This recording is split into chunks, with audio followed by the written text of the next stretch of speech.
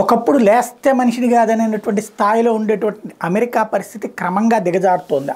ఆఫ్ఘనిస్తాన్ని తాలిబాన్లకు ఇచ్చి వదిలేసింది. అట్లాగే ఇరాన్ రెచ్చిపోతుంటే ఏమీ చేయలేకపోయింది. పాకిస్తాన్ ఓవర్ యాక్షన్ చేస్తే కంట్రోల్ చేయలేకపోతుంది.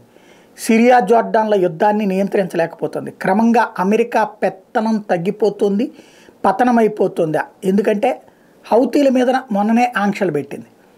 ఏమని? తీవ్రవాద సంస్థగా హౌతీని ప్రకటించింది. హౌతీ మీద ఆర్థిక ఆంక్షలు పెట్టింది. హౌతీలు దానికి ప్రతీకారంగా అమెరికాకు సంబంధించినటువంటి వాణిజ్య నౌకల మీద దాడులు ప్రారంభించారు. చేస్తే తాజాగా మీరు ఈ దాడుల్ని ఆపితే మేము అప్పుడు పునరాలోచిస్తాం అని చెప్తుంది. వాళ్ళు దాడులు ఒక్క అమెరికా మీద చేయట్లేదే, టోటల్ వాణిజ్య నౌకల మీద చేస్తున్నారే. అంటే అమెరికా వాణిజ్య నౌకలు వదిలేస్తే అమెరికా వదిలేస్తుందా?